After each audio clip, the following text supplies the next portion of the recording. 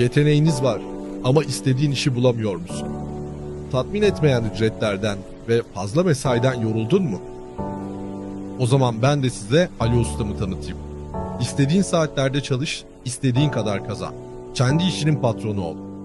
Hemen aloustam.com.tr'ye gir ve usta olarak başvur butonundan başvurunu yap. Kendi işini yönetmeye başla. Alo ustam, aradın mı? Hemen gelir anında.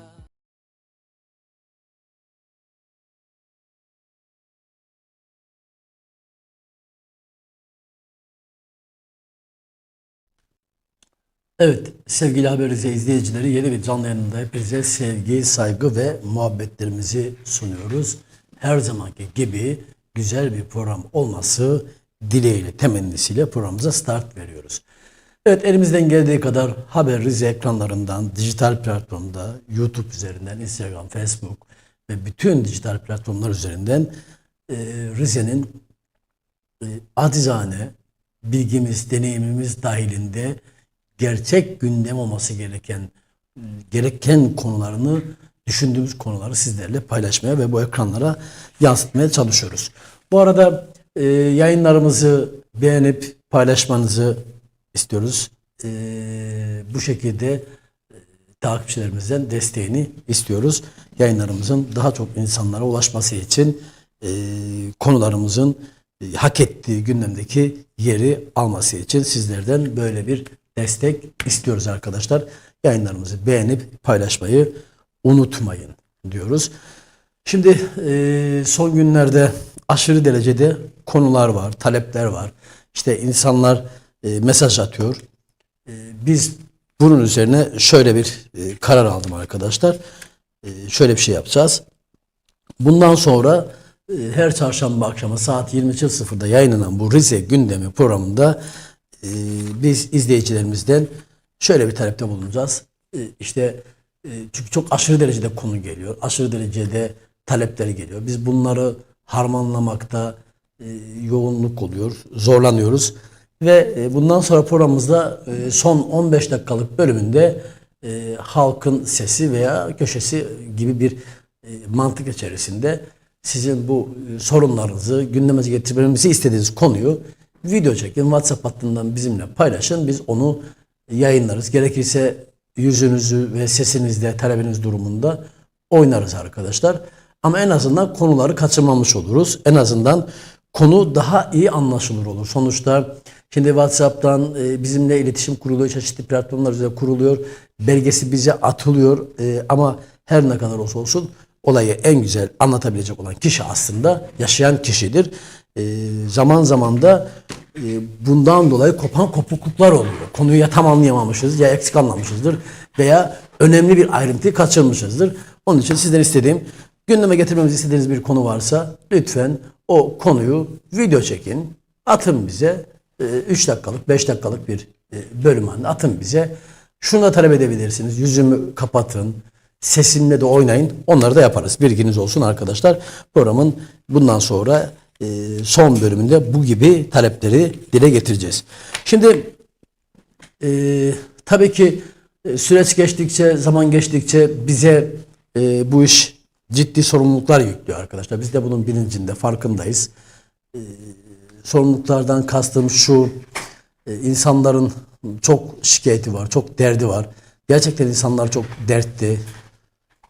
Biz insanların derdine çare olmaya çalışırken ister istemez manevi olarak da bizi de yoruyor arkadaşlar. Mesela geçtiğimiz günlerde bir konuyu gündeme getirmiştik. Bugünlerde şöyle bir iddia var. Birkaç kişinin bir iddiası var. İşte bu Adalet Eğitim Merkezi, biliyorsunuz bu Fedderapazarı tarafında Adalet ve Eğitim Merkezi var.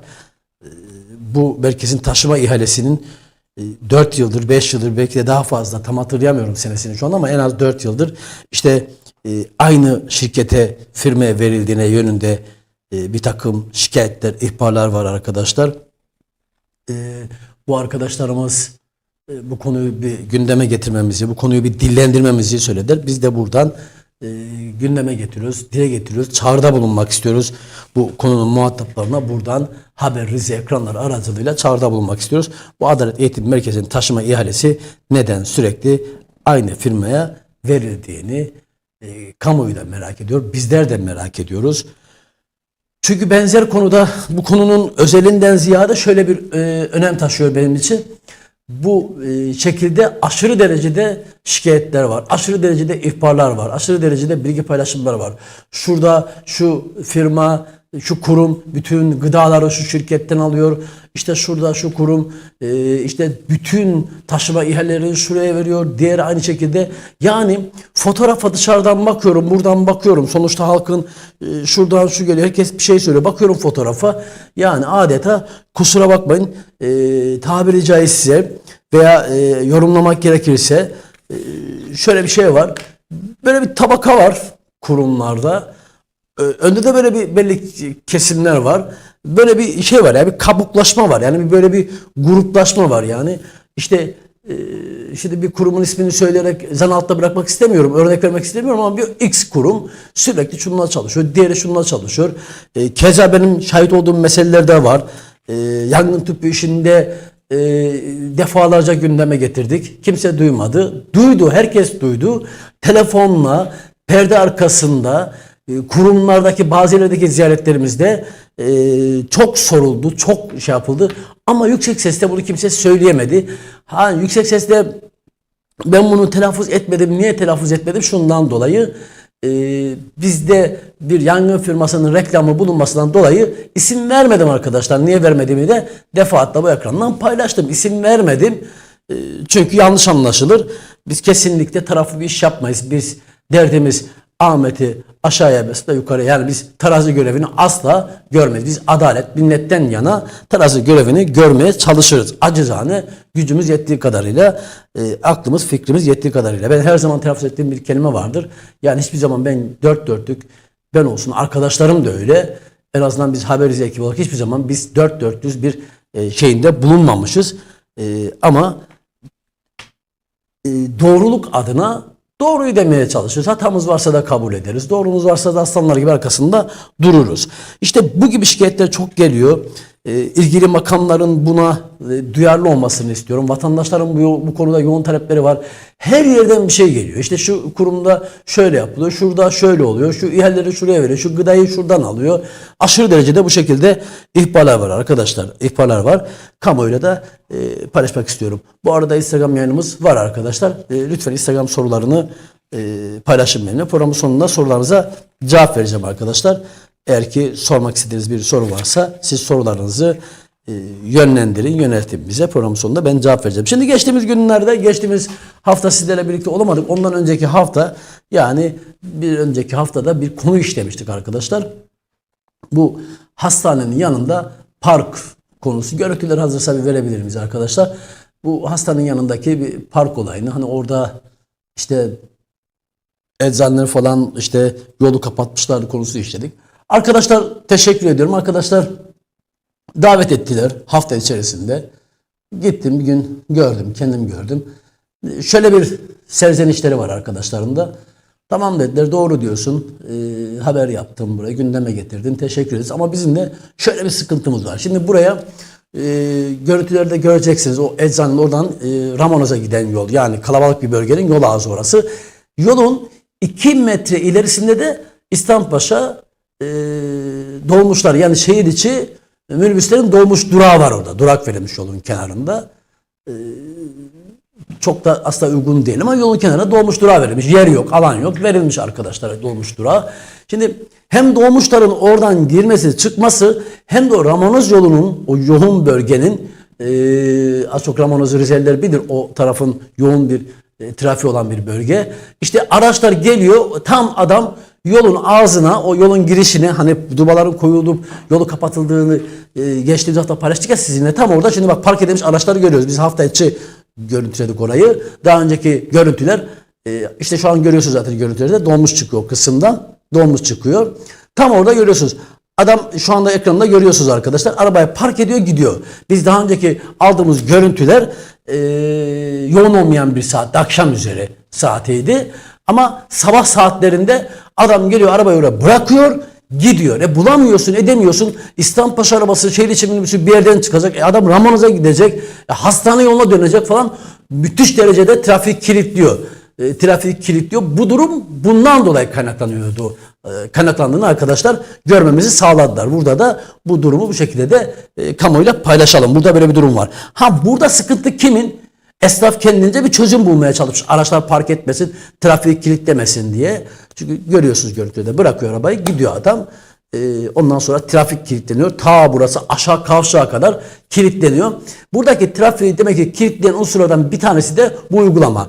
Burada şimdi esnaf, minibüsçü mağdur, Ramanos trafiği kullanan yöre halkı mağdur, hastaneye gitmeye çalışan insanlar mağdur, işte eczacı, lokantası, şu yolları kapatmış, kendince bir çözüm bulmuşlar. Görüyorsunuz görüntüleri bol bol alma fırsatımız oldu. Görüntüleri görüyorsunuz zaten. Fotoğrafı görüyorsunuz. Burada demek ki problem kimin? Burada problem trafiğin, trafik şubenin. Erkan Bey, selam olsun kese trafik şube müdürüne de. Demek ki burada artık yani sabahları bir tane trafik şube, bir polis memuru, özellikle sabahları, bu sabah saatlerinde böyle rezalet bir durum oluyor. Ve esnaf kendince dubaları koyaraktan bir önlem almış buraya. Bu dubalar da bundan dolayı koyulmuş. Normalde zaten işte oradaki esnafın böyle araçla gelip böyle park eden bir uzun süre bir müşterisi yok. Yani eczaneye gelen adam ilacını almış gidiyordur. Bunu yolu kapatmalarının sebebini bu şekilde görmemi de sağladılar. Teşekkür ediyorum. En azından bir hatayı hem düzeltmiş hem de kamuoyuna doğru şekilde aydınlatmış olduk, bilinçlendirmiş olduk.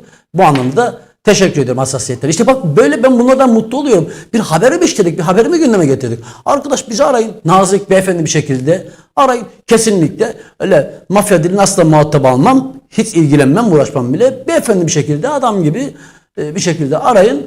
Biz geliriz. Sizi de dinleriz. Olayı biz yerinde de şey yaparız. Zamanımızı harcarız. Hiç problem yok. Bu işe kendimize adamışız. Hiç problem yok bunlarda. Görüyorsunuz. Buradan trafik şube müdürüne de çağrıda bulunalım. Lütfen sabahları buraya bir tane polis memuru görevlendirin. Özellikle sabah 8'de 10-11 arasında. Diğer saatlerde zaten problem olmuyor. 3-4'ten sonra gittiğiniz zaman oraya araç park ettirseniz de araç bulamazsınız. Tabii ki buradaki otopark problemi de bu şekilde baş göstermiş oluyor. Nasıl? İşte hemen önünde 2-3 katlı otopark var ama o 2-3 katlı otoparkın şöyle bir durumu var arkadaşlar. Keza onun birçok bölümünü işte doktorlara, işte diyaliz hastalarına ayrılmış, kapatmışlar bariyerlerle. Diğer bölümünü hastane çalışanlarına ayrılmış, kapatmışlar belirli bir bölümünü. Yani birçok bölümü kapatılmış durumda. Keza dün akşam ben hastaneye çıkmam gerekti. Hastanedeydim. Ben de oradaydım. Aracımı otoparka park etmek istedim. Bulamadım. Çünkü ne? Otopark kapatılıyor. Alt kısımlar girişi çıkışı kapatılıyor. Bazı nedenlerden dolayı. İşte bakın hani bir söz var ya, işte bir kötü adamın 7 köye zararı var diye. Bazı olumsuz olaylardan dolayı, olumsuz fotoğraflardan, tablolardan dolayı otopark akşam belli bir saatten sonra girişi çıkışı kapatılıyor. Bir tek üst kısım açık kalıyor ve böyle bir durum var. Ama buradaki konuyla trafik şubenin derhal ilgilenmesini istiyoruz arkadaşlar. Evet, görüntüleri alabiliriz. Şimdi sevgili izleyiciler, bir şey paylaşmak istiyorum ben sizinle. Şöyle bir durum. Hafta içerisinde bir tane yaşlı bir teyzemiz aradı bizi telefonla. Ben bizzat kendim görüştüm teyzemizle. Gerçekten bazen ne kadar olsa olsun hepimiz insanız. Hepimizin yüreğinde bir tarafı vardır, bir şeyler vardır. Yani bir merhametler vardır, bir duygular vardır. Bazen inanın ki çok tesir altında kalıyoruz. Şöyle tesir altında kalıyoruz. Bir tane teyzemiz aradı. Derdini anlattı. Dedi ki oğlum dedi, ben dedi torunumun cebine dedi 100 lira harçlık koyup okula gönderemiyorum diyor. Oğlumun da durumu yok diyor. Oğlum çok kısıtlı çalışıyor. Bir yerde kısıtlı çalışıyor. Yani Çaykur'da mevsimlik işçi çalışıyor Çaykur'da. Aslında yani Çaykur'da çalışıp çalışması önemli değil. Bir kısımlı çalışıyor. Onun dışında şey yapamıyor. Bir mesleği falan yok. İyi. Ve ben işte hatta teyze şunu da sıkı sıkı tembih etti. Aman oğlum ismini falan verme. Oğlum çok kızıyor bana, hani bu mağduriyetlerini dillendirdiği zaman oğlu çok kızıyormuş. Ona çok gerçekten üzüldüm. Ya peki dedim, ya benden istediğin ne? Yani benden ne istiyorsun? Sormak durumunda kaldım. Ya Bir şey istemiyorum oğlum. Senin sesini duyuyorlar. Sadece bizim sesimizi o ekrandan yüreğimize ses ol. Bizim sesimizi duyur. Yani ben torunum bana işte babaanne ben okulda arkadaşlarım işte tavuk döner alıyor. Ben alamıyorum kelimesi çok dokundu bana. Teyze de Allah razı olsun. Ona buradan çok çok sevgilerimi, şükranlarımı sunuyorum. İşte yani yüreğine ses olmamızı istedi yani. Bu şekilde vatandaşlarımız var. Bizden bir şey istemiyor. Bizden bir yardım istemiyor. Bizi arayıp da oğlum benim durumum yok. İşte bize bir maddi destekte bulun veya bir iş adamından bize destek bulun. Böyle şeylerini hiç istemiyorlar. Bak bu şekilde çok görüşmelerim oluyor. Mesajlar alıyorum. Yazışmalarım oluyor. Telefonla arayan oluyor. İşte mağduruz. Torunumun cebine 100 lira harçlık koyamıyorum. İşte bu bizim bazı şeylere isyanımız da bundan arkadaşlar. Yani 70 yaşında bir babaanne torununun cebine sabahleyin ya 100 TL ne ya bir paket sigara. Bir paket sigara parası ama koyamıyor. Olmayınca olmuyor. Hani bir söz var ya ben sık kullanırım bunu. Haber müdürümüz şahit de bilir onu. Bazen de telaffuz eder bana sorun. Hani olmayınca Mahmut neylesin Mahmut diye bir söz var ya insanların olmayınca ne yapacak kardeşim yani yok. İnsanların yok. Torunun cebine çıkartıp 100 lira koyamıyor. Çünkü her babaanne, her dede bunu yapmak ister. Fakat bizim insanımız onurludur, gururludur. Bunu dillendiremiyor da, telaffuz da edemiyor. Kimseye bir şey de diyemiyor. Yüreğinde birikiyor. Bir şekilde patlama noktasında geliyor. İşte burada da demek ki bizleri kendilerine bir ses hissetmişler, bir nefes hissetmişler. Bu benim adıma çok sevindirici, mutluluk verici bir tablo bu. Bu insanların en azından o yüreğinin sesini, hatta bir tane konu işlemiştim, anlatmıştım ya ben yine benzer durum. Şimdi o konuya dönmeyeyim. Biz yüreklerine ses olmaya çalışıyoruz bu insanların. Ama bunları görünce diğer taraftaki bazı şeyleri de görüyoruz. İşte özel saunalarda, masaj salonlarında Türkçeyi hiç bilmeyen Çinli kızlara masaj yaptıran memurları da görünce insanın isyan edesi geliyor. İnsanın yani sessiz kalamıyor, kör olamıyor, Metin Şentürk olamıyor. İşte bazı şeylerimizde, tepkilerimizde bundan kaynaklanıyor sevgili insanlar, sevgili izleyicilerimiz. Bu insanları böyle görünce o insanlar bizi bilecek çok önemli değil. Önemli değil. Biz işte o garibanların, o insanların bir şekilde o yüreklerindeki ses olmaya çalışıyoruz. Şimdi yaklaşık 2-3 yıl oldu mu arkadaşlar? 2-3 yıldır biz bu YouTube yayınlarımıza Facebook üzerinden, Instagram üzerinden biz 2-2,5 yıldır bu yayınlarımızı yapıyoruz. İnsanlara ses olmaya çalışıyoruz. İnsanların sıkıntılarını ekranlara taşımaya çalışıyoruz. Şimdi bu 2,5 yıl içerisinde benim de şöyle bir serzenişim olacak arkadaşlar. Serzeniş demeyelim de ben doğru, dürüst, tarafsız, bizim yüreğimize inanan, bizim çizgimize inanan binlerce insan var. Gerek sokakta karşılaşıyorum, gerek ziyaretimize geliyorlar, gerek çeşitli şekilde temas ediyoruz. Şimdi bizi adam mesela hiçbir alakası yok. Biz çünkü RTÜK'e bağlı değiliz arkadaşlar. Sosyal medya bir YouTube yani RTÜK'e bağlı değil. Yani zaman zaman denk geliyoruz. Tabii ki biz bu istihbaratlarını alıyoruz, bilgilerini alıyoruz. Yani adam çünkü bu faiz lobileri, bu işte insanların sırtından oradan oranın müdürünü bağlamış, ihaleleri devamlı alır, şuranın müdürünü bağlamış, işte oranın gıdasını verir, oradan ekstra onun evinin gıdalarını gönderir. Neler döndüğünü biz biliyoruz bu şehirde. Yani %80'ine vakıf olduğunu düşünüyorum. Geliyoruz, görüyoruz.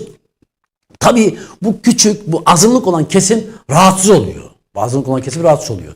Ben bu fotoğrafı çok rahat da görebiliyorum. Yani 100 kişiden diyelim ki 10 kişi rahatsız bizden. Rahatsız. İşte perde arkasında işte bizi bir şekilde bastırmaya, susturmaya çalışıyor. Yani gidiyor, şu kuruma şikayet ediyor, buraya şikayet ediyor veya serzenişlerde bulunuyor. Yani RTÜK'e kadar bile şikayet ediyor. Tamam.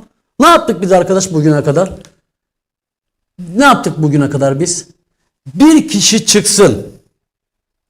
Ses kaydı da yayınlarım, bilgi de yayınlarım, belge de yayınlarım. Para öyle küçük paralar da değil. Teklif eden kişi ol orta küfürü yemiştir. Ol orta küfürü yemiştir. Direkt cevabı bu. Şimdi biz yoksuldan, garibandan, hakkı yönünden yana olmaya çalıştık. Mücadele verdik. Çok başarılı olduk ve olamadık. Ayrı bir konu. Bu tartışılır, bu konuşulur. Problem yok. Bu tartışılır, bu konuşulur. Kesinlikle hiçbir rant sermayesinin, hiçbir Avanta ekibinin, grubunun bir parçası olmadık. Olanları da bir şekilde o planı, oyunu bozmaya çalıştık arkadaşlar.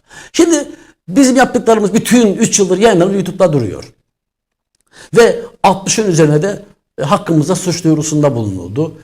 Yargılandığımız oldu, olmadı. Suç duyurusunda bulunanlar. Bir tanesinden de bugüne kadar bir tane ceza almadık. Bunu daha önce de sizinle paylaştım. Tek bir ceza aldım. O da neden? Sahtekarın bir tanesine hakaret ettim. Hakim sordu. Dedi ki hakaret ettim mi? Evet efendim ettim dedim. Çok sinirlendirdi. Ben hakaret ettim. Yani orada ben şunu da biliyorum. Ben şunu da biliyorum.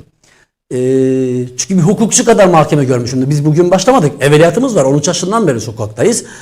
Şunu da diyebilirim. Hayır efendim hakaret etmedim. Ben sadece gazetecilik kuralları içerisinde eleştirdim. Desem oradaki o para cezasını da almam. Bunu da biliyorum. Ama demem. Niye ettim?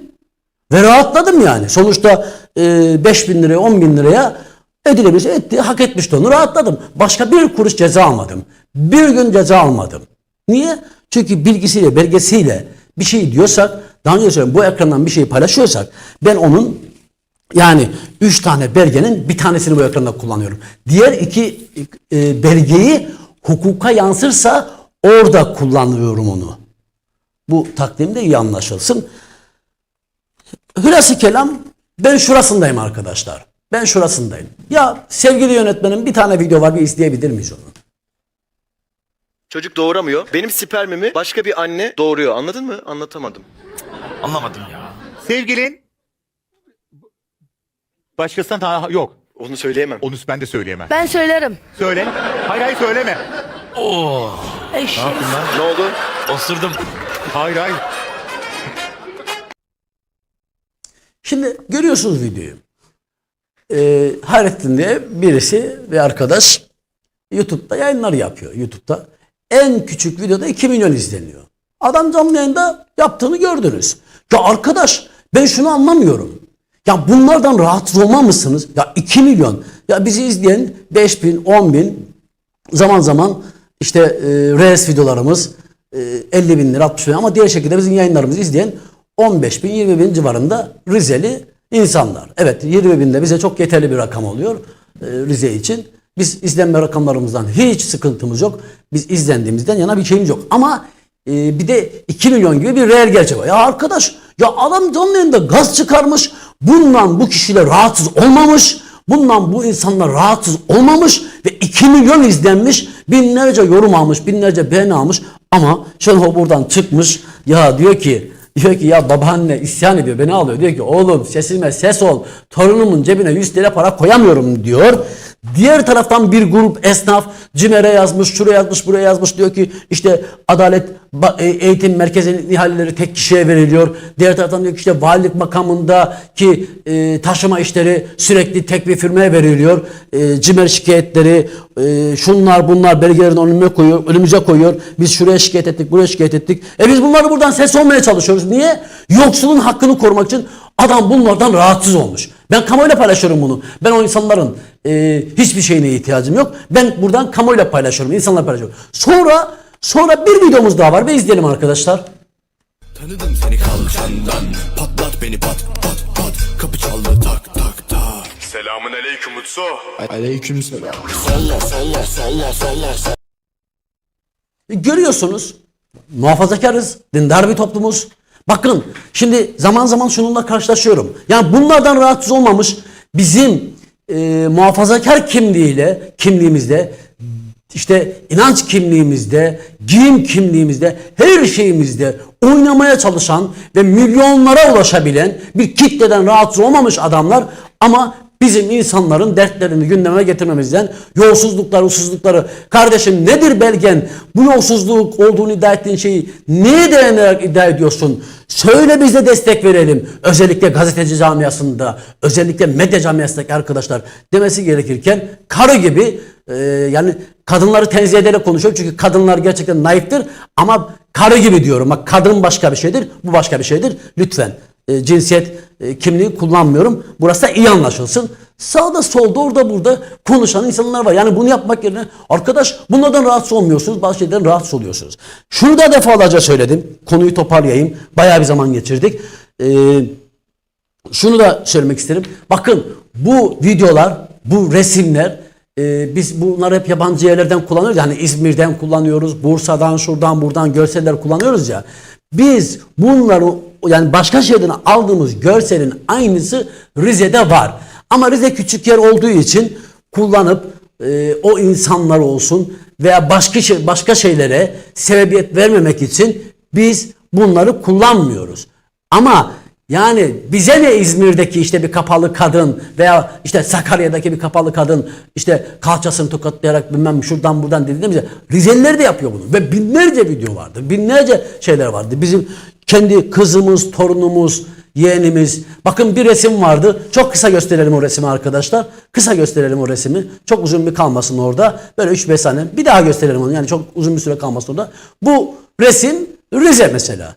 Tanıdığımız bildiğimiz bir çocuk alalım. Tanıdığımız bildiğimiz bir çocuk. Daha 15 yaşlarında kızımız, evladımız, canımız, ciğerimiz. 21 yaşında bir kız babası olan bir bireyim. Yani biz burada amacımız şu kalıp değil. Ya insanlarla sosyal medya üzerinden, sosyal medyada insanların yapılarıyla, ahlak yapısıyla, manevi yapısıyla, işte yaşam stiliyle, yaşam tarzıyla her şeyle oynanırken ve bu sosyal yozlaşmanın yanında maddi olarak da sömürü düzeni, bu iki tane manevi ve maddi ve manevi sömürü düzeninden kimse adam rahatsız olmamış ama gitmiş kardeşim bizden rahatsız olmuş. Kamuoyunda bunun bu şekilde bilgisini sunalım.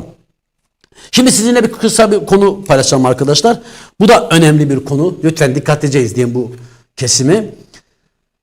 Dikkatlice izleyin. Şimdi geçtiğimiz hafta bir konu işlemiştik biz bu ekranlardan. Recep Tayyip Erdoğan Üniversitesi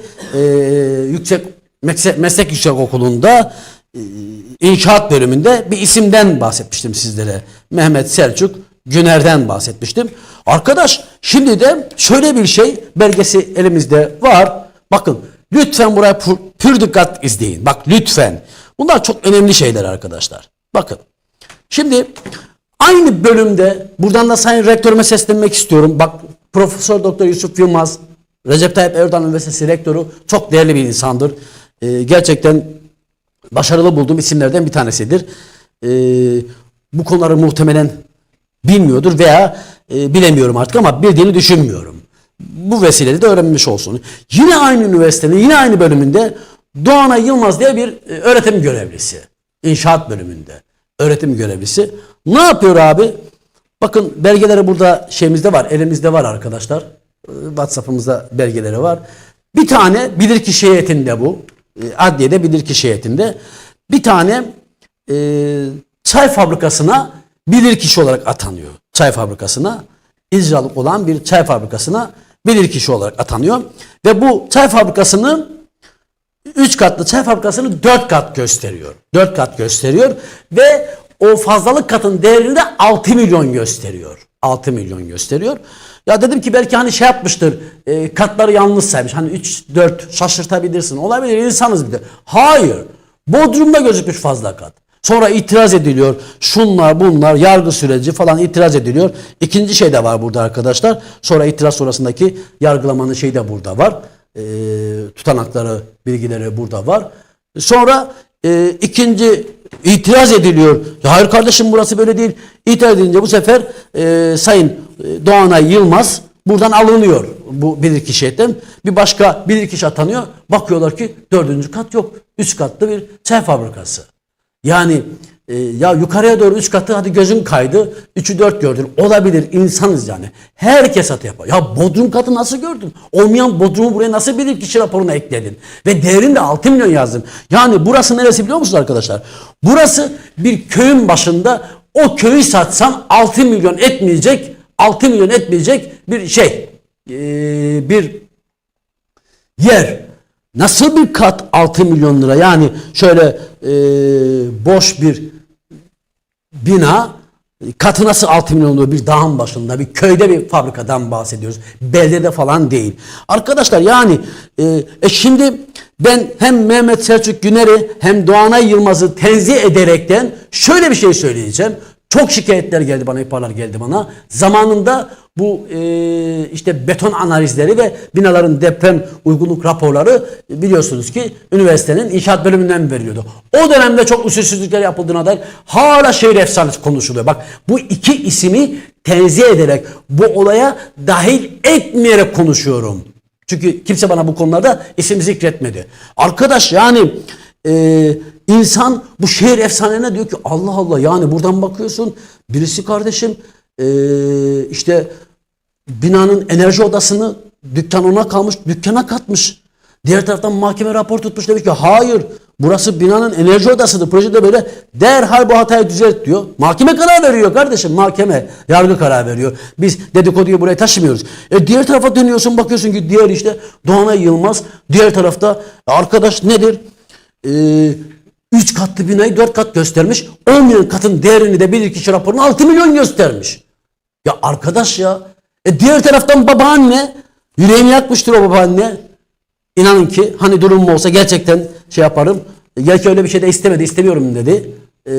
Oğlum da duymasın, çok kızıyor bana böyle derdimi anlattığım zaman diyor. Babaanne, torunumun cebine 100 lira koyamıyorum. Ne olur şu bizim gibi insanların, şu torununun cebine 100 TL koyamayan insanların sesini bir duyur. Bir feryadımıza bir ses ol ya. Başka bir şey istemiyorum senden diyor. Bunu görüyorsun, bunu görünce insanın isyan edesi geliyor kardeşim ya. Ondan sonra niye agresif oluyorsun, niye stresli oluyorsun? Yani siz bir taraftan 10 milyon kata 6 milyon koyup bir yerlere kakalamaya çalışın, bir şeyler yapmaya çalışın, katakullileri çevirin. Diğeri enerji odasını katsın dükkanına, dükkanı büyütsün. Diğeri kardeşim yani bir dünya şey var ama diğer taraftan bir babaanne ya 100 TL bir sigara parasını torunun cebine koyamasın. Yeter arkadaşlar, gerçekten yeter Allah aşkına. Evet, bu konuyu haftaya daha detaylı işleyeceğim, hazırlık yapamadım. Yoğunuz ettim, çok yoğunuz gerçekten. Şimdi gelelim fasulyenin faydalarına. Geçtiğimiz günlerde bir haber yaptık arkadaşlar. O bir resmi verelim ekrana. O bizim başkanın böyle büyük ekmeği götürürken bir resmini verelim. Biz bir haber yaptık. Salaha Belediyesi ile ilgili bir haber yaptık. Salaha Belediye Başkanı ekmek yerken pardon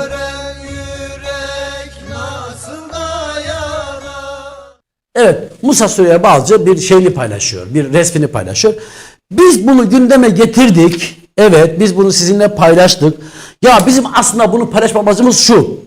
Ya devlet adamına, ya bir devlet adamına, bir belediye başkanına, bir diğer belediye başkanı da dahil olmak üzere, böyle Kemal Sunal'la İlyas Salman'ın filmindeki gibi ekmeği böyle ekmek sahnesi gibi bunu böyle paylaşması bir devlet adamlığına, bir bürokrasiye yakışmadığını anlatmaya çalıştık. Biz bu insanları incitmeden biraz da mizah katarak anlatmaya çalıştık.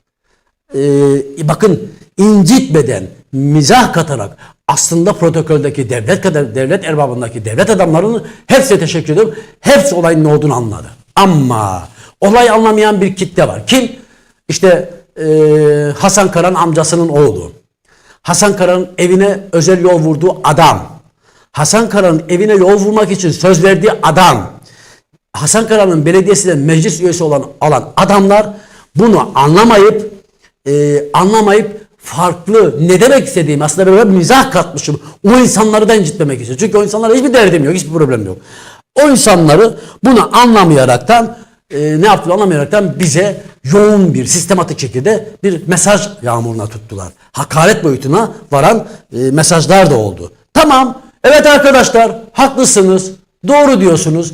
Başkan işte ekmek yemiş, ekmek yerken fotoğrafını paylaşmış. Bunda ne var? İşte köftelerimi götürmüş, büfteklerimi götürmüş falan diye. Evet, doğru. Özür diliyorum ben o arkadaşlardan. Şimdi gerçek haberimi yapıyorum. Bir verelim görüntüleri arkadaşlar. Bir verelim görüntüleri. O arkadaşlardan özür diliyorum. Gerçek haberimi yapıyorum. Ay diğer şey oğlum, videoyu. Salaha Belediyesi'nin diğer videosunu, orada bir tane videosunu, evet görüyorsunuz arkadaşlar. Şimdi biz o yorum yapan, o yorumlarda Hasan Kara'yı, Salaha Belediye Başkanı Hasan Kara'yı savunan amcasının oğlunu, encümen üyesini, işte hepsini tek tek saymıyorum. O hep aynı şeyden olan kişiler, evine özel yol vurduğu, yol vurma sözü verdiği o insanları ben Salaha Deresi'ni, Salaha bölgesini beraber gezmeye davet ediyorum. Ben Salahalıyım. Hiçbir zaman bana sorulduğu zaman da Yeşildere köyü dememişimdir. Şu anda köyümün yeni adı Yeşildere'dir. Dememişim. Salahalıyım demişimdir. Çünkü çocukluğumdan beri Salaha Deresi benim için Salaha Deresi'dir. Yani bir bütündür. Salahasıyla, Muradiyesiyle, Ambalıyla, Karemişiyle, Karasuyla bir bütündür. Zaten eskiden benim çocukluğumda biri de sordular Salaha Deresi'ndenim derdi. Şimdi yeni işte ambarlıktanım, Muradiye edelim, tek edelim gibi kelimelerini yeni nesil kullanmaya başladı. Ama öncesindeki bizim ve benim üst yaş kuşağım iyi bilir ki neredense sorduğun zaman Rize'nin neresi? Salaha Deresi'ndenim derdi. Onun için ben o kafatasındaki o kalıpla büyümüşüm. Salaha Deresi'ndenim ben. Bana her ne kadar Muradiye'de Musa Balcı git köyünde konuş, köyüne git dese de o onun kafatasından kaynaklanmış. Muradiye de benim köyümdür. Muradiye de benim köyümdür. Teyze çocuklarım var orada. Orada benim köyümdür. Ama işte kafatası böyle kalın kafa olduğum mu bazı şeyleri anlamıyor. Salaha Deresi bir bütündür. Şimdi konumuza dönelim. Ya arkadaşlarla davet ediyorum. Verelim görüntüleri, anlayalım görüntüleri arkadaşlar. Şimdi Salaha'yı gezdik. Abi eski Salaha, bunu niye anlattım, bunu şundan anlattım. Ben eski Salaha'yı iyi bilirim. Eskiden Salaha Deresi, bu Salaha'nın merkezi, Rize'nin merkezi gibi kalabalık bir yerdi. Kalabalık bir yerdi. Tekede kabiller var. Biz Ambarlık Ortaokulu'na giderken kıyafetlerimizi, ayakkabılarımızı, alışverişini tekeden yapardık. Amcamla iyi bilir. Eski insanlar iyi bilir. O dere o kadar büyük bir dereydi ki, Salaha o kadar büyük bir merkezdi ki, bakın Salaha Deresi, öncelikle parazitinde şunu söyleyelim. Salaha Deresi tek başına bir milletvekili çıkartabilen seçmene sahip tek bölgedir. Tek başına. Yani Çayeli, Pazar, Ardeşen hiç böyle bir bölge yok. Salaha bölgesi, Salaha Deresi tek başına milletvekili çıkartabilecek bir kapasiteye, oy potansiyeline sahip ve yoğun köylerin olmuş olduğu Rize'nin en önemli bölgesidir arkadaşlar. Bunu bütün kamuoyu biliyor. Ama hani gençler için bir daha paylaşalım bunu. Ve eski Salaha Rize merkez kadar değeri, kalitesi olan bir yerdi arkadaşlar. Bir yerdi. Bir düşüşe geçirildi. Ondan sonra abi Salaha Belediyesi ne oldu? Viran oldu. Otobüs durağını görüyor musunuz arkadaşlar? Otobüs durağını görüyor musunuz? Dükkanları görüyor musunuz? Camları kırık, sokak lambaları yok. Yollarda bir sürü çukurlar var. Gidin o yorumda Hasan Başkan'ın ekmeğini eleştirdiğim için yorumlarda hakaret eden arkadaşlar var ya. Buyurun arkadaşlar beraber gezelim. Hani bunlar belki montajdır. Yapay zeka ile yaptım. Beraber gezelim. Salaha Deresi gittiğimde veya onlar gelsinler, ben de geleyim. Bir yabancı adam alalım, götürelim Salaha Deresi'ne. Neresi olduğunu söylemeyelim. Bak demirlikleri görüyorsunuz yolun kenarında. Başkan görüyorsunuz değil mi demirlikleri? Binalar görüyorsunuz değil mi? Yolun kenarını görüyorsunuz. Camlar kırık, harabeye dönmüş binalar, terk edilmiş bir kasaba, terk edilmiş bir mahalle görüntüsünde. Ya burası Salaha ya. Öncesinde Rize Salaha bölgesinin kalbi olan Salaha. Ne yaptın başkan? Ne yaptın Allah aşkına? Ne yaptın buraya? TOKİ'nin binasını deme bana. TOKİ'yi devlet baba yaptı. Devlet baba. Siz yapmadınız. Siz yapmadınız. Burada doğru dürüst lamba yok. Yollar asfaltsız. Yolun kenarındaki 40 tane 50 tane köyün yolunun kenarındaki demirlikleri görüyorsunuz. Sonra bak bir belediye binası yok ya. Allah'tan Milli Eğitim'in terk etmiş olduğu bir okul vardı. Yıllardan beri o okulu vermişler size. O okulu belediye başkanlığı olarak kullanıyorsunuz. Olmasaydı başkanlığı evinizde yürütecektiniz. Dükkanları görüyorsunuz. Harabe. Ve saat 2'den sonra abi Salaha Belediyesi 2'den sonra terk edilmiş bir virane bir şey. Belde ya. Vallahi kimse yok ya. İçim gitti ya. Ben bu görüntüleri bugün aldım. Yayına yetiştirmeye çalıştım. Bizzat kendim aldım bu görüntüleri. Ve terk edilmiş ya 2'den sonra. Vallahi 2 kişi gördüm ya. Kamera kayıtları görüntüleri tamam bende duruyor. 2 kişi gördüm, 2 kişi ya. Ya bir belediye binası buraya yaptıramamışsın. Abi sen belediye başkanlığı projesini yaptın. Bak İlidere Belediye Başkanı selam olsun Saffet Meti'ye. Gittim oraya da gördüm. Abi düzgün bina yapılmış. Yani siz istediğinizde yapmazsalar söyleyin, isyan edelim ya. Valinin önünde eylem yapalım ya Salaha olarak ya. Kendimizi yakmamız mı gerekiyor? Yakalım kardeşim ya. Siz proje yaptınız belediye başkanlığı için. Yer tahsis ettiniz, bir proje yaptırdınız. Bir bakanlığı, Muhammed Avcı'nın kapısını, Harun Mertol'un kapısını, Yılmaz Katlar'ın kapısını bir yerlerini aşındırdınız. Aşındırdınız da mı yapılmadı? Söyleyin abi ya. Siz Salaha için varsınız ya. Siz AK Parti için yoksunuz ya. Siz bir daha gidelim belediye başkanı olmak için de yoksunuz ya. Hizmet için varsınız. Öyle diyorsunuz. Ve o arkadaşlar doğru diyor ya. Bu kadar şey varken ben belediye başkanı ekmeğiyle niye uğraşmışım ya? Aslında bak tekrar söylüyorum. Ben belediye başkanını mizah kataraktan bir devlet adamlığına çağırmaya çalıştım. Madem ki öyle tamam abi gerçekleri ortaya koyalım. Görüyorsunuz görüntüleri. Ve bir görüntü var gerisi de arkadaşlar önemli. Hemen Çaykur Çay Fabrikası'nın yanında bir tane yol var. Yıllardır kullanılan bir yol var. O görüntü bir gelsin oraya. Bu yol abi Çaykur yola şeyler koymuş. Artık konunun iç yüzünü bilmiyorum. Taşlarla yolu kapatmış. İnsanların o TOKİ bloklarına giden ve önemli yolu olan bir yer. Çünkü arazi Çaykur'un. Çay fabrikası hemen yanına arazi Çaykur'un malı. Ve Çaykur'da o yolu kapattı. Taşlarla kapattı. Ya bir devlet adamı ekmekle Kemal Sunal, İlyas Salman filmindeki gibi ekmekle böyle paylaşımlar yaparsan böyle şeyler story'de bak görüyorsunuz taşları görüyorsunuz arkadaşlar. Konuyu unutmayın. Bak orada taşlarla Çaykur'un malı orası fabrikanın hemen yanı. TOKİ'nin de hemen yanı. O Güzide TOKİ'nin yanı arkadaşlar. Çaykur yolu kapatmış. Bu yol benimdir. Artık ne yaşanmışsa. Ama bunun yanında bir devlet adamı 15 yıldır Salaha'da bir de 30 yıllık memur hayatı var. Yani Hasan Kara Salaha Belediye Başkanı olmadan önce bir de 30 yıllık memuriyet hayatı var. Yani şimdi ismini hatırlayamıyorum. Anavatan Partisi'nden ismini unuttum. İşte yani o dönemlerde burada belediyede memur olan bir kişi. 30 yıllık memur hayatı, 15 yıllık işte belediye başkanlığı süreci, belediye başkanlığı bu kadar devlet adamlığı yapmış bir kişi Çaykur'la ilgili iletişim kurup da bu iki tane taş kaldırma krizini çözemeyen bir belediye başkanı. Yani şu krizi çözememiş ya. Oradaki insanlar TOKİ'nin yanından okuluna gidiyor. Sahil tarafına geçiyor arabasıyla. Çocuğunu yanına da oradan arabaya bindiriyor. Sonuçta yıllardır kullanılan bir yol.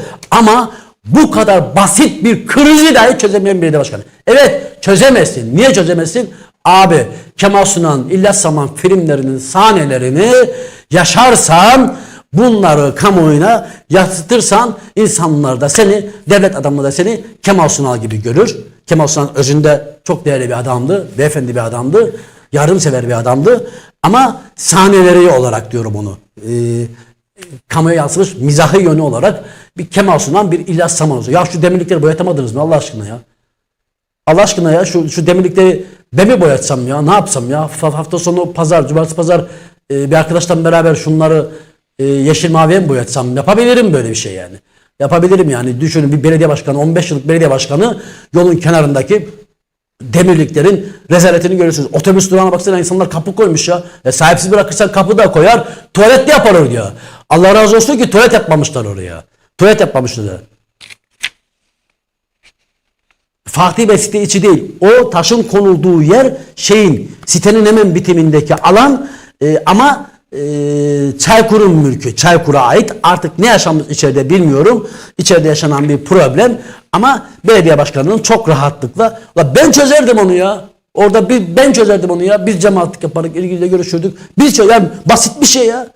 Ama bu kadar ferasetsiz, bu kadar liyakatsiz, bu kadar başkanlıktan uzak bir başkan olursa fotoğraf bu olur. Yani çöpçü gidip masasında vurduğu zaman bile sesi çıkamayan bir belediye başkanı olursa maalesef Salaha kaybediyor. Bölgemiz kaybediyor, deremiz kaybediyor.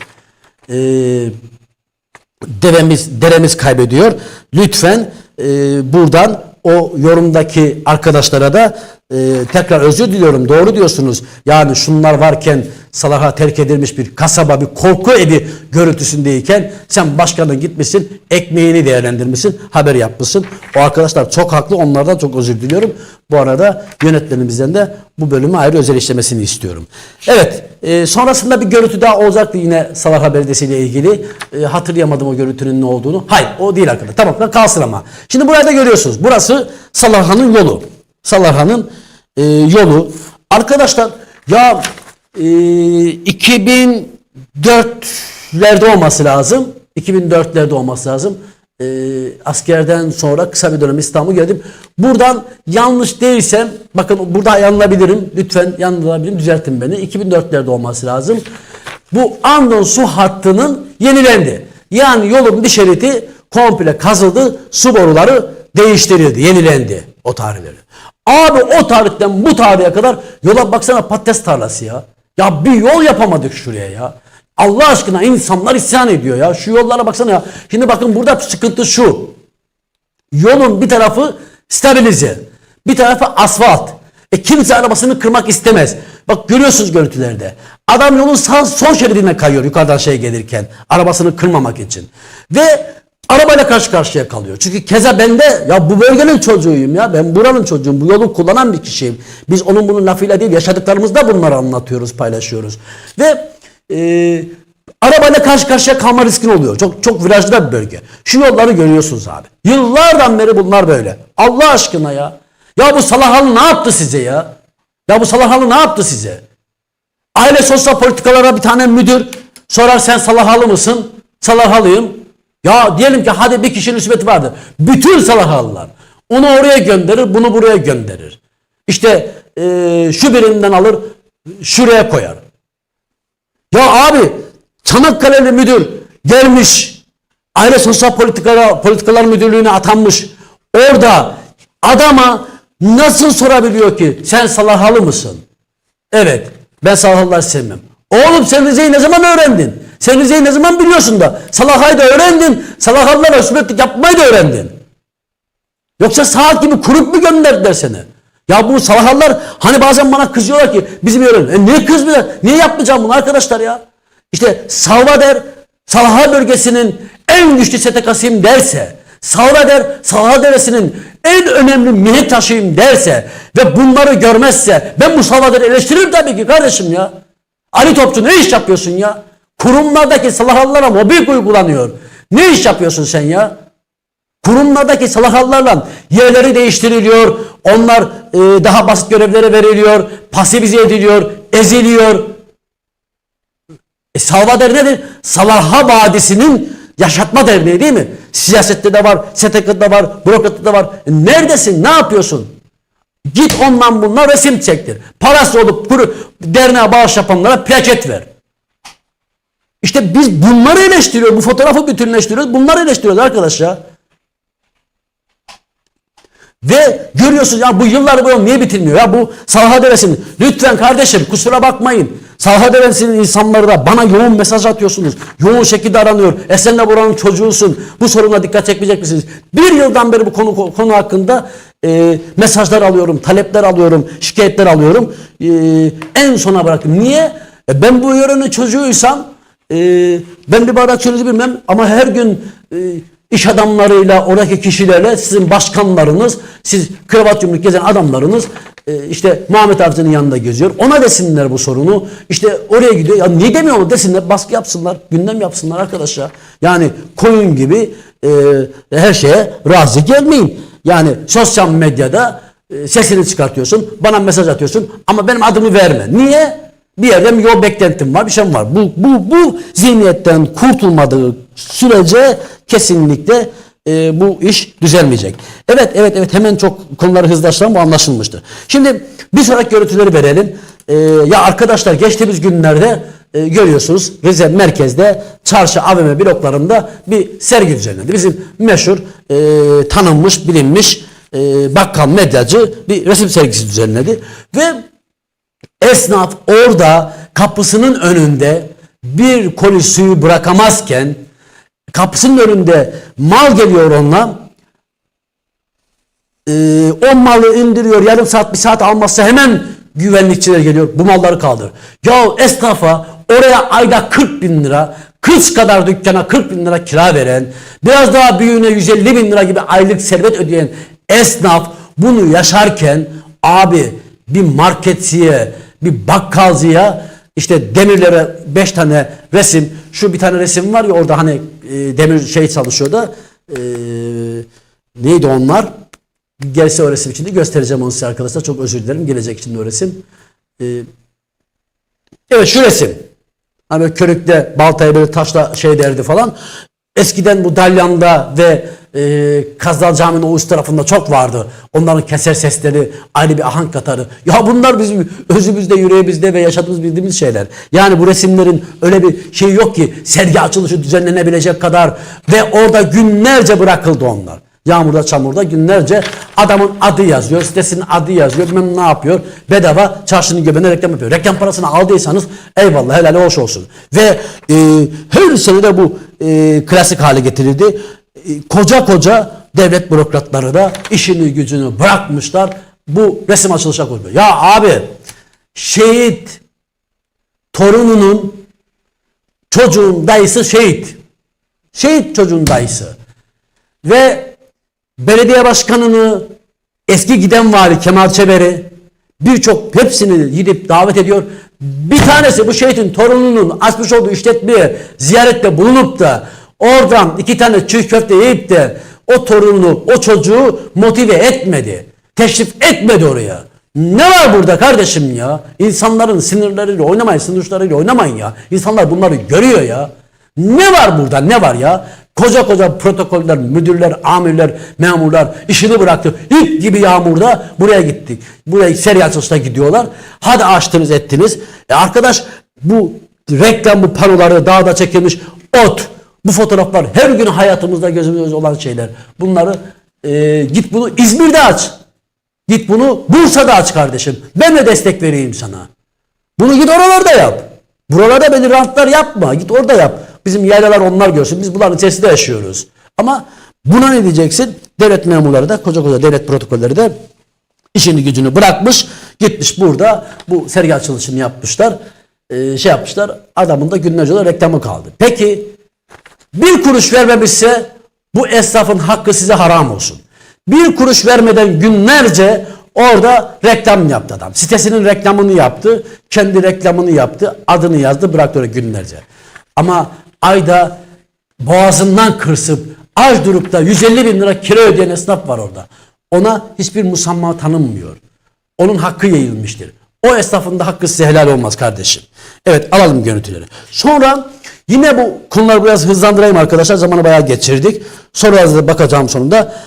Ardeşen Gazeteci Derneği Başkanı. Tanışmıyordum. Bir dinleyelim. Tamam, dinleyelim arkadaşlar, dinleyelim.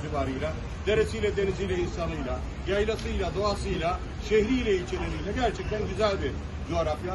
Bu coğrafyayı sadece görsel değil, objektif alarak ölümsüzleştiren Aytekin kardeşimize, Aytekin Kanender, bize takip platformuna, web platformunun yöneticisi kısa sürede gerçekten önemli adımlar attı. Sözü de fazla uzatmayacağım. Evet. Ya şimdi Ardeşen bu videoyu niye aldım? Şundan aldım. Ardeşen Gazeteci Derneği Başkanı arkadaşımız. Bu aynı günün açılışın öncesinde Rize Belediye tesislerinde bir toplantı vardı. Basın toplantısı vardı. Basın toplantısında sayın, hatta soruya müdahil de oldum. Şöyle anlatayım onu size. İyi izleyin beni.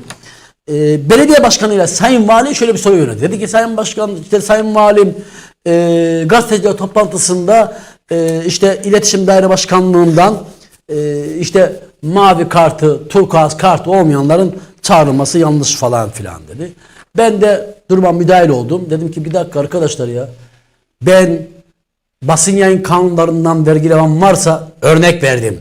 Sigorta metrosu veya diğer arkadaşlar veya gazetecilik yapıyor, belli bir statüyü tamamlamış olan arkadaşlar. Bakın, o eline 2500 liralık Oppo'yla 500 TL'lik sapla gazetecilik yapanlar hariç. Burada mutabık, zaten bu konuda ben böyle ortada geri kalmamın şeyi bu. Bu konuda haklıyız. Bu konuda haklıyız.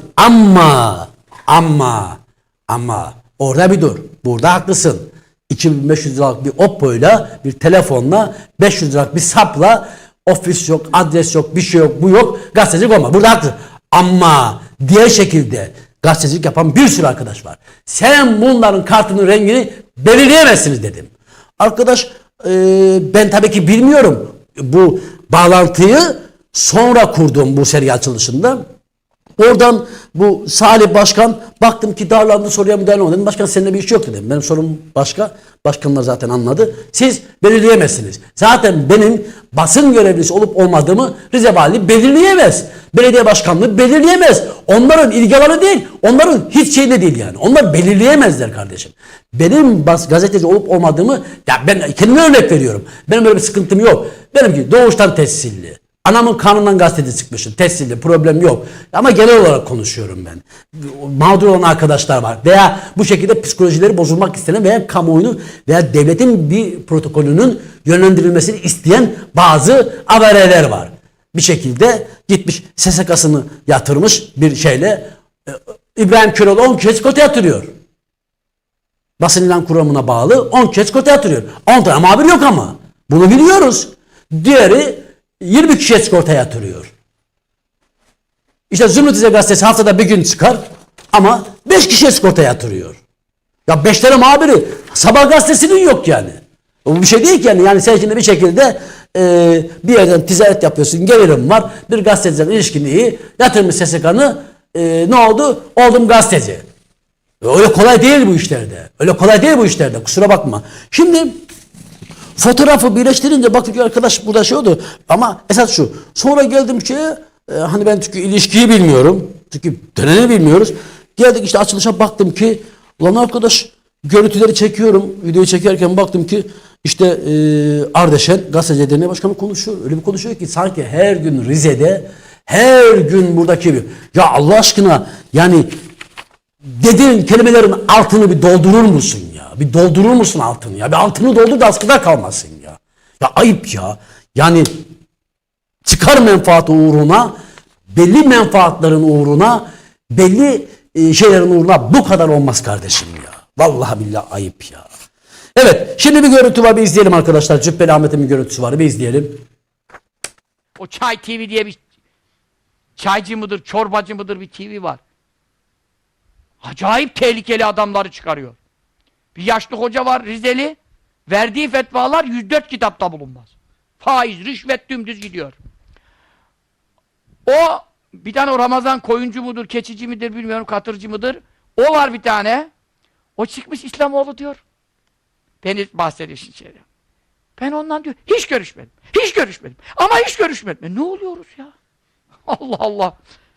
Sosyolojik vaka tabii de onu bir incelesinler. Acaba niye öyle yapıyor? Ben onu tabii şey değilim. Psikoloji, sosyoloji bilmem ne okumadım. Bir şeyden haberim yok. Ya görüşmedinse görüşmedin arkadaş. Hiç. Evet. Cübbeli Ahmet artık kim damana basmışsa bu şeyi seviyorum. Çay TV mi, Şeker TV mi diye bir televizyon var diyor. Akıllı adam yani. Çünkü niye Çay TV, Şeker TV diyor. Taşı gediğini oturtuyor ama hukuki bir problem de var. Hukuki bir problem de olmuyor. Doğrudur. Çay mıdır, Çay TV mi, Şeker TV mi? Bazen çay oluyor, demli oluyor. Bazen de çaya şeker oluyor. Bu konuda Cübbeli Ahmet'e katılıyorum yani. Ya vallahi var ya Cübbeli Ahmet'e katılacağımı ölçem de aklıma gelmezdi. Ama demek ki katılınabiliyor. Şey oluyor. Yani çünkü buradan esas şuraya geleceğim. Şimdi Çay TV'de Rize Sandalyesi diye bir program var. Rize Sandalyesi diye bir program var arkadaşlar. Bu programda birkaç tane arkadaş kim işte şunlar aklımda bu İsmet Köseoğlu İkizdere muhabirliğinden başka bir muhabirlik yapmamış. İkizdere gazeteciliğinden başka bir gazete yapmamış. İkizdere'den başka bir yeri son 6 ayda görmüş bir isim. İsmet Köseoğlu mu? Tam hatırlayamıyorum. Köseoğlu mu diye tam hatırlayamıyorum. Çünkü köselerle bugünlerde şey olduğu için çok karıştırabiliyor. Sonra bizim C10 betoncu Murat Yazıcı, Kent Konseyi Başkanı. C10 betoncu dediğimde bana darılıyormuş, alınıyormuş. Öyle şey yaptı bana arkadaşlar. Öyle dedi bana arkadaşlar. Ya arkadaş, ya inşaat mühendisi uzmanlık alanı C10 beton değil mi yani? Bunun nesinden alınıyorsunuz? Yani şimdi bana kameracı de kardeşim, mikrofoncu de ne bileyim yani mesleğimle ilgili bir lakaptan hiç gocunmam ki. Gocunmam ki ondan gurur da duyarım yani. Mesleğimle o kadar özdeşleşmişim ki adamlar bana mesleğimle ilgili lakap takmış yani. Ya bundan gocunacak bir şey yok ki. Bu C10'cu. Şimdi Allah aşkına bu Rize sandalyesinde Bakın ben daha önce bu konuyu işledim. Bu Rize sandalyesinde Rize kamuoyu kandırılıyor. Bak Muhittin Bayrak hariç. Muhittin Bayrak elinden geldiği kadar çünkü birkaç kısa şeyleri insanlar benimle paylaştı. Abi şurada şu oldu diye gördüm. İşte Muhittin Bayrak mümkün mertebe işte tam böyle bir şeyleri demeye çalışıyor. Ama bu sandalyenin diğer ayakları olan bu İsmet Kösoğlu, bu C10 betoncu işte sözü bastırarak bazı şeyleri tam anlamıyla telaffuz edemiyor. Onu tenzih ediyorum arkadaşlar. Çünkü niyetini görüyorum yani. Biz niyete bakarız. Bu şimdi Rize sandalyesinin bu diğer ayağı olan bu İsmet Kösoğlu, bu C10 betoncu, Murat Yazıcı C10 betoncu, kent konseyi başkanı, yani bunlar Rize kamuoyunu ya biz Rize'nin dertlerine derman olan bir sandalyeyiz. Dertlerine derman olmaya çalışan, toplumun sesi olmaya çalışan bir sandalyeyiz. 4 tane ayağımız. Bir de reklam müdürünün moderatörlüğünde hayatında dolardan başka bir şey görmeyen. Kendi dedi bana kardeşim ya. Ben her yeri dolar görüyorum diyor. Vallahi billahi tellahi kendi dedi bana. Ben her yeri dolar görüyorum. Ne zaman? 2008'de. 2006, 2008'lerde olması lazım. Hadi namusla şerefsiz desin ki ben sana böyle bir şey demedim desin.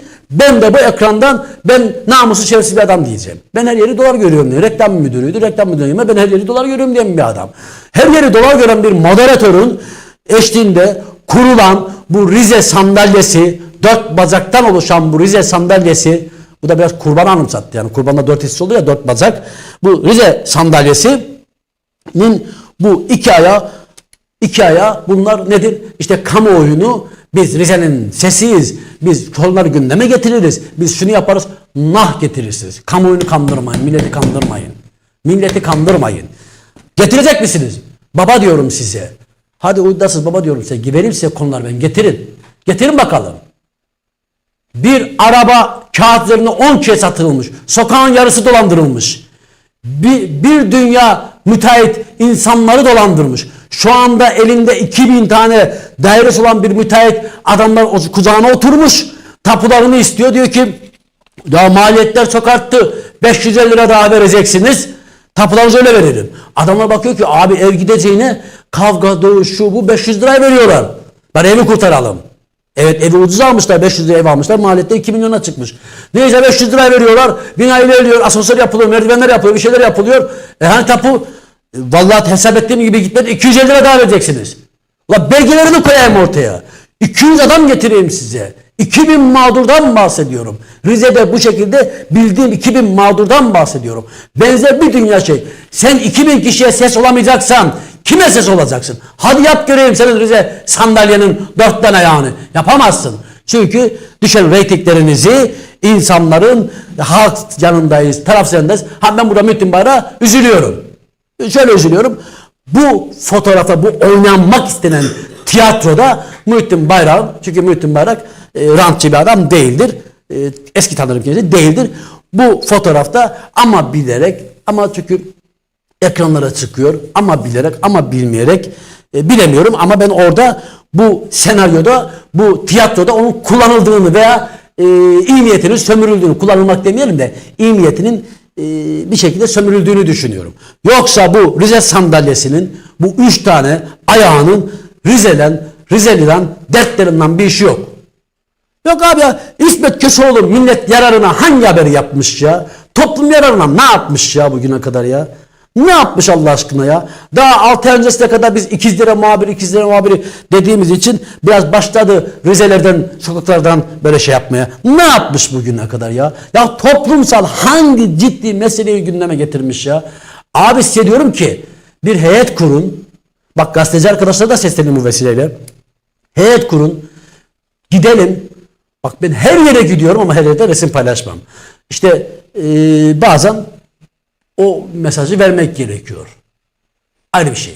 İlmi siyaset. Aklınız bassa zaten bazı şeyler böyle olmazdı. İlmi siyaset. İşte gidelim. Abi devlet kurumlarında, çocuk koruma evlerinde, devletin evlerinde, bak resmi işten bahsediyorum. Uyuşturucuya düşürülmüş 13 yaşında çocuk var ya. 13 yaşında çocuk var ya. 15 yaşında anne olmuş çocuk var ya. Siz bakın daha dün Trabzon Başsavcısı ne yaptı? Uyuşturucuyla ilgili farkındalık çağrısı bulundu. Dedi ki çocuklarımız büyük tehlikede. Biz bunun, arkadaşlar monitörüm kapanıyor bakın oraya. Biz bunun işte şeyinden çıkamıyoruz. Altından çıkamıyoruz tek başımıza. Lütfen ihbarlarda bulunun. Anneler, başsavcılarda bulundu. İhbarda bulunun anneler babalar. Biz artık bununla başa çıkamıyoruz. Bak Trabzon Başsavcısı vahameti anlatıyor. Ne oldu Rize'de? Hiçbir şey yok. Bir adım yok. Bir şey yok. 5 tane torbacıyı al, geç karşıya. Ama ben 2026 yılının uyuşturucuyla mücadele konusunda Rize'nin altın yılı olacağına inanıyorum. Bakın iyi dinleyin. Tekrar söylüyorum. Uyuşturucuyla mücadele konusunda Rize için 2026 yılı milat yılı olacaktır. Hani aile ne dedik ona? Yani Rize için önemli şeyler bulunacak. Bu akşam çünkü biraz gerçekten bazı şeylere darlandım. Yani böylesine uyuşturucu 2 aileden biri kullanıyor. Cezaevinin yarısı uyuşturucudan dolmuş. İşte gençler uyuşturucu batağında. Sosyal medyada 15 yaşında çocukların attığı resimleri görüyor. Bu da bizim kızımıza, ben 21 yaşında babayım diyorum size ya. Kızım var benim. Ellerinizden öper. Ve benim çocuklar da bu tehlikede. İşte biz kimseyi tehlikeye etmiyoruz yani. Tehlikeye dikkat çekmeye çalışıyoruz. İşte bunlar var. Adamlar çıkmış. Neymiş? Rize sandalyesi. Rize'nin sorunlarını gündeme getireceğiz. Ulan bakın faiz lobileriyle bu rantçılarla bu uyuşturucu baronlarıyla uğraşmak zordur. Çok zordur. İş adamıyla uğraşırsın. İş adamı bir ihalede bir avantaj sağlamışsa veya rüşvet vermiş de o ihaleyi almışsa onu gündeme edersin. Bunlar kolay. Çünkü o iş adamının kaybedecek bir şeyi var. Bir şeyleri yapamaz. Bu kolay. Ama uyuşturucu baronunun kim olduğunu bilmiyorsun. Sokaktaki torbacılar ayağını bilmiyorsun. Nerede kimle karşılaşacağını bilmiyorsun. Hangi kişi bir köşe başından dönerken seni bıçaklayacağını, arkadan bıçak atacağını veya kuşatacağını bilmiyorsun. Adamın bir şekilde o adam da onu ekmek teknesi görüyor. O uyuşturucu piyasasını ekmek teknesi görüyor. Ya bakın samimi bir şey söylüyorum. İster inanın ister inanmayın. Uyuşturucu satıcısı tedavi olmak istiyorum deyip Samsun'da Ahmet Em Hastanesi'ne yatıp oradan piyasa etmiştir. Piyasa ediyor oradan. Niye? Satıcıları tavlıyor oradan kanal kuruyor kendine. Ne anlatıyorsunuz ya? Bak adamların cesaretine bak, boyutlara bakın. Bunları anlatmak yaparsın Rize sandalyemde. Anlatamazsın. Yalandan işte git orada o kavşak niye bitmedi? Burası niye gitmedi? Anlat Salaha yolunu. Anlat bir şeyleri. Ayıp ya. Bunu yap. Şirin gözük millete. Ya problem yok. Ama ben Rize'nin sandalyesiyim. 4 ayağı da ben Rize'yim. Sağlamdır. Millet için var. Bana otur sandalyeme otur deme. Milleti kandırmayın. Rize sandalyesinin Çay TV'de yayınlanan Rize sandalyesinin Rize'ye hiçbir katkısı, faydası yoktur arkadaşlar. Gerçekten toplum konularını, toplum sorunlarını gündeme getirebilecek sandalye, o sandalye götürebilecek ayaklardan oluşmuyor. Bu C10 betoncu Murat Yazıcı'nın işi değil. Anlatamaz ya. 2 baledici görse yol değiştirir ya. Öyle yalandan Külhan Beyliğini yapabilir bilemiyorum. Ama yapamaz yani onu. Yapamaz yani. Yapabilse gelsin ben o zaman ön ayak olsun bana. Ben de muride olayım. O önümde hocam, ben de arkasında beraber mücadele edelim. Bak hocam olsun diyorum. Mücadele edelim. İsmet Köseoğlu. Bıyıklar, saçlar belki bize de beyazlar düştü ama beyazlamış 60 yaşında bir beyefendi, bir abimiz. Yaşına saygımız var, ayrı konu. Ama gazetecilik konusunda kesinlikle yanlarıyla ekranlardan 2 tane mimimi yapmakla bu işler olmuyor. Toplumsal bir şey yapacaksa gelsin o da aynı şekilde gelsin hocam olsun buyursun önümden ben murid olayım ben arkasından gideyim toplumsal. Çünkü bizim derdimiz Rize. Bizim derdimiz millet, sokak. Bizim derdimiz Rize. Rize gerçekten yaşanabilir bir halden çıkıyor. Derdimiz bu. Evet şimdi bir konu var arkadaşlar. Bu konuda şöyle bir şey söyleyeceğim. O arkadaşların da affına sığınıyorum. Gerçekten bir saati bayağı geçtim. Sorular da var. Sorular da var. Şimdi bu geçtiğimiz günlerde biliyorsunuz TOKİ konutları için kurallar çekildi. Bir takım insanlar bildiğim kadarıyla, öğrenebildiğim kadarıyla suç duyurusunda bulundu zaten. Kurallarda usulsüzlük yaptığı veya haksızlık yapıldığı iddiasında. Çünkü bazı kişiler diyor ki abi diyor Al diyor isim diyor filancı kişinin işte 5 tane dairesi var. Oğlunun üzerinden kuraya girmiş. Ona daire çıktı. Ama babasının 5 tane dairesi var. Benim hiçbir şeyim yok. Ya isim veriyor vatandaş. İşte bilmiyorum. Yani gerçekten sıkıntı. Adam diyor ki ya bu kardeşim şimdi diyelim ki ben kuraya girmişim. Üzerine bir şey yok. Babamın 10 tane dairesi var. Kuraya girmişim. Yani bu kura işleri nasıl oldu, nasıl yapıldı bilmiyorum. Buradaki haklar nasıl verildi, nasıl belirlendi bilemiyorum. Böyle. İnanın ki şuradan WhatsApp'ımı açayım. En az 30-40 tane şikayet var. Sonra bu arkadaşlara da buradan şunu söyleyeyim. Önümüzdeki programlarda bunu biraz daha detaylı işleyeceğim. Zaman kısıtlıdan kısaca geçiyorum söz verdiğim için bu hafta. Bir de sonra 2022 yılında sosyal konut projesi kapsamında Rize'ye 673 kişiye daire hakkı çıkıyor. Yani kota veriliyor. O zaman 2500 konut mu, 250 bir konut mu ne yapılacak? 673 kişiye hak veriliyor ve daire verilecekti sosyal proje kapsamında.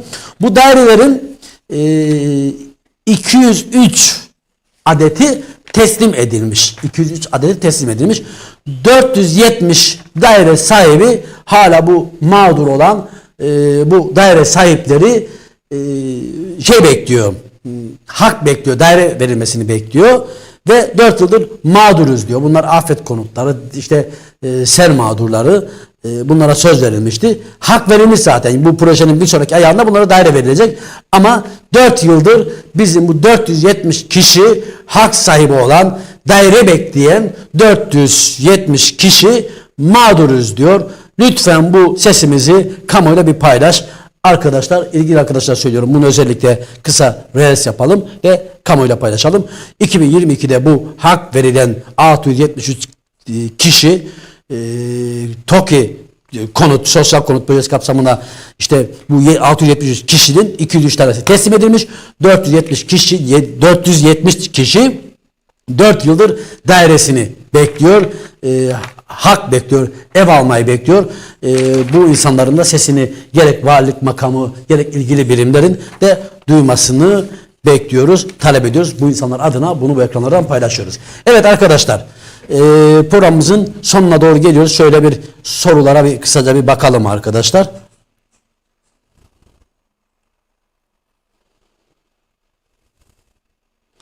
Evet, bir vatandaşımız da şey yazıyor. Evet bak onu söylemeyi unuttum. Salaha Belediyesi'nin bir tane tuvaleti dahi yok. Yani koskoca Salaha Deresi'nin kaybolan Salaha'da tuvalet dahi yok. Şey diyor adam. Aklımdaydı aslında sevgili kardeşim, aklımdaydı. Ama akşam üzeri yoğun bir tempodaydık. Diyor ki müsait bir zamanda Salaha Belediyesi'nin makine parkını ve tuvaletlerini çek bir zahmet. Evet o tuvaletlerin aslında resmi atıldı bana ama biliyorum rezalet bir şekilde şey yapacaktım. Görüntüsünü alacaktım. Hiç de çekinmeyecektim. Şey yapacaktım. Şimdi sevgili yönetmenim bu bana attıkların şey mi? Mesaj mı? Mesajlar mı? Sorular mı bana gelen sorular? Nereden geldi? Instagram mı? Nereden geldi? Instagram'dan mı? Tamam. Evet. Esra'mdaki TOKİ konutlarından bahsedecektiniz. Evet. Esra'nın programın sonunda bahsettim TOKİ konutlar projesinden.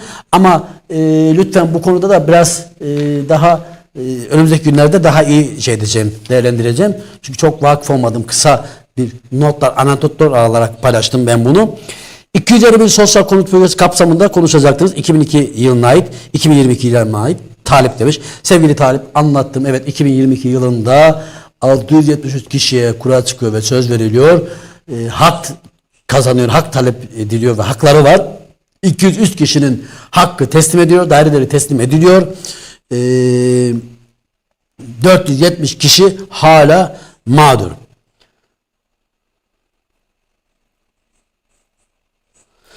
Şenol Bey siz Rize'nin Murat Ağreli oldunuz. Helal olsun. Teşekkür ederim kardeşim. Ve Rize Karavan diye bir arkadaş aynı zamanda şunu da şey yapıyor. Karavan parkı istiyoruz Rize'mize diye. Doğru birçok yere gidiyorum görüyorum bu karavan parkını. Çok da estetik görüntü oluyor. Sevgili kardeşim, bu Gündoğdu'da park yanında böyle bolca karavanların olduğu bir yer var. Ben orasını hani karavan parkı diye yapılmış mı yoksa insanlar orayı kafalarına göre belirlemiş mi çekiyor mu onu da bilmiyorum. Yeterli de olmayabilir. Daha estetik bir şey yapılabilir. Orada bir güzel karavan parkı var. Sahilimizde güzel bir şey yapılabilir. Evet, bu konuda destekçinizim. Yapabileceğim bir şey varsa medya anlamında sizinleyim. Bilginiz olsun. Evet, bir vatandaşımız da şey yapmış. Almanya'dan bir otoban görüntüsünü atmış. Şöyle bir büyüteyim de şöyle bir göstereyim onu. Şu görünebiliyor mu arkadaşlar, bak. Görünüyor mu ekranda? Evet. Tamam, çok onu görenle göre. Almanya'dan atmış. Bir de Rize'ye bak demiş. Rize'de birçok yer öyle. Saha Belediyesi ile ilgili yorumlarınızı hepsi gerçek ve doğrudur. Vatandaş olarak yollardan çok rahatsızım. Araçların ön takımları bozuluyor. Doğru düzgün yol yok ve bunlarla ilgili bir çalışmada hiç görmedim. Abdurrahman demiş. Evet Abdurrahman kardeşim, doğrudur. Zaten kimse inkar edemez, görüntülerini yayınladık. Rize ile ilgili doğru ve yanlış tarafsız bir şekilde anlattığınız için sizlere teşekkür ediyorum. Ben teşekkür ederim. Acizane elimden geldiği kadar yaptığım bir haberle ilgili bir şey varsa ben bu çağrıya devam yapıyorum. Gelin, arayın, görüşelim kardeşim, konuşalım. Beni ikna edin, belki ortaya koyun. Biz onu kesinlikle onda paylaşırız. Çünkü taraflı değiliz. Biz kimseyle taraf değiliz. Evet, hayırlı yayınlar, teşekkür ederim. Aratılsın. Gelsinler Çamlı Bey sitesi Bodrum katına baksınlar. Selçuk Bey nasıl Bodrum sığınak yapmış, yazıklar olsun. Evet, Milozi Korkak diyor ki, bakın diyor ki gelsinler diyor Çamlıbel sitesinin Bodrum katına baksınlar. Bak iyi dinleyin burayı. Gelsin Bodrum katına baksınlar. Selçuk Bey, yani Mehmet Selçuk Güne var, Recep Tayyip Erdoğan Üniversitesi'nde inşaat bölümünde öğretim görevlisi, hani konusunu gündeme getirmiştik. Baksınlar Bodrum'daki sığınak yapmış, sığınağı şeye katmışlar, dükkanına katmış diyor, görsünler. Evet, bir de güneş tarafına bakın diyorlar. Evet, doğru, yani kıyaslayın arkadaş, görüntüleri siz kıyaslayın yani. Biraz yorumda siz yapın. TOKİ'nin içine ana yolun ne işi var? Orayı demek ben yanlış anladım. Site içi orası değil. Fatih Bey, orası değil. Başka bir şeyden bahsettik biz. Biz başka bir şeyden bahsettik. O Çaykur fabrikasıyla TOKİ'nin arasındaki yoldan bahsettik biz. Osman Küçükazan diyorum. Şenol Bey, AK Parti İl Başkanı Muradiye Belediye ile alakalı sizinle paylaştığım hususları haber yapabilecek misiniz? Bir görüş yapmadınız. Şimdi bak Osman Küçükazan, bak ne diyor? AK Parti İl Başkanı ve Muradiye Belediyesi ile alakalı sizinle paylaştığımız hususları haber yapabilecek misiniz? Bir geri dönüş yapmadınız. Bak Osman Bey, Osman Küçükazan, inanın ki Messenger ve mesaj kutularımızda yoğun mesajlar var. Samimi söylüyorum. Lütfen, kaynıyor, araya kaynıyor, geri kayıyor. Mesela geçen bir yorumu 6 ay önce atmış, bir de spam kutusuna düşüyor bazen. Lütfen onun için ekranda gördüğünüz 0543 173 0353 numaralı WhatsApp hattından bize ulaşın. Bilgileriniz bizim namusumuzdur. Bizde kalır. Hukuk yönünde bile biz bu bilgileri açıklamayız. Yeter ki bizimle belirlediğiniz konunun belgesini de beraber de paylaşın. Biz tarafsız bir şekilde bütün haberleri yaparız. Yapamayacağımız haber olmaz. Yani bunu görmüş olmanız lazım. 2 yıl, 3 yıl. Şimdi yeni takipçilerimiz arttı. Bu arkadaşlar bunu bilmiyor. Vakıf olamayabiliyorlar. Çünkü biz eskiden, ama biz eskiden beri takip eden bir kitle var. Bu kitle şunu çok iyi biliyor. Şenol'un haber yapamayacağı. Yeter ki belgesi olsun. Yeter ki sağlam olsun. Ucu isterse babam Abdullah'a dokunsun. Önemli değil. Eğer bir haksızlığı varsa. Benimle ilgili benim yapmış olduğum bir haksızlık. Benim de tabii ki hayatımda yanlışlar, eğriler, doğrular vardır. Onu da paylaşırım bu ekrandan. Bilgisiyle, belgesiyle. Öyle dedikodu şeyiyle değil. Belgesiyle. Onu da paylaşırım. Paylaşmasam adam değilim. Bak bu yayın burada duruyor. Paylaşırım. İnsanım, ben de hata yaparım. Yanlış yapabilirim. Hata yapabilirim. Ama önemli niyet. O hata başka bir şey. İnsanları sömürmek veya başka yetimlerin hakkını yemek başka bir şey. Haberini yaparım. Lütfen benimle WhatsApp'tan paylaşın bu şeyi. Tabii ki haberini yapar, değerlendiririz. 0543 173 0353 numaralı WhatsApp'tan paylaşın. Fatih İsmail demiş, haklısın abi. Bir de kapatılması orası taş kamyonlarıyla oraya otobana çevirdi. Mahvettiler. Sitenin içinde çoluk çocuk için, vatandaş için sıkıntı oluyor abi. Haklısın abi. Abi de kapatılması orası taş kamyonları oraya otobana çevirdi. Mahvettiler sitenin içini. Çoluk çocuk için, vatandaş için sıkıntı oluyor abi. O kapatılan yolu mu diyorsunuz arkadaşlar? Oraya taş kamyonun ne işi var? Taş kamyonu sahil şeridinden gidiyor. Andon'dan taşı alıyor. Aşağıya doğru gidiyor sahil şeridi. Yani oradan içeri niye girsin? Girsin. Orada şu olabilir. Orada şu olabilir. Aşağıda Salaha karakolu şey kuruyor ya, çevirme kuruyor. Hemen az aşağısında. Hani o çevirme noktasından kaçmak için illegal şeylerin işte ehliyeti olmayan, alkollü olan kişiler aşağı petrol sahanın oradan içeri girip oradan bağlantı kuruyor. Bu şekilde olabilir. Ama onun da tedbirini şey alsın. Devlet alsın yani. Çevirme noktasını yukarıya alsın. Veya bir çevirme noktası daha kursun yani. Evet. Mehmet Türk diyor ki 50 ton kamyonlar çalışıyor. Kimse takip etmiyor. Evet abi. Yapacak bir şey yok. Elimizden geleni yapıyoruz. Aynen abi. Salaha Deresi mobil uygulama var. Evet. Kesinlikle bunun bak bu lafımı yabana atmayın. Bak bu lafımı yabana atmayın. Salaha Deresi'nin devlet dairelerindeki birçok kişiye bir mobbing var. Abdullah Türüt, helal kardeşim, anlattıklarının hepsi mükemmel. Teşekkür ederim kardeşim. Dahası var kardeşim. Doğrudur, dahası var. O mağdurlardan bir tanesi de benim. Sana dibine kadar anlatacağım. Buyur kardeşim, problem yok. Bu hangi mağdurlar? Büyük bir ihtimalle daire mağdurlarından diyor, konut mağdurlarından diyor. Abdullah Bey buyurun, ofisimiz belli. Google'a haberinize konum yazın. Size yol adresinizi buluyor. Problem yok yani. Biz kamunun önünde olan bir kişiyiz. Kapımız herkese açıktır. Bilgisiyle, belgesiyle olmak şartıyla. Evet. Rüstem Aksu, seni tebrik ediyorum. Yerinde bir tespit. Teşekkür ederim. Hangi haberi bilmiyorum. Teşekkür ediyorum. İbrahim Deli Hasan, tebrikler, kutluyorum sizi Rize'den. Teşekkür ederim. Halil İbrahim İpekoğlu, ağzına sağlık kardeşim. Çok güzel anlatıyorsun. Vallahi helal olsun. Teşekkür ederim kardeşim. Neyse biz iltifatlara çok şey etmiyoruz. Allah razı olsun. Hepsine teşekkür ediyoruz. Tamam. Burası da böyle.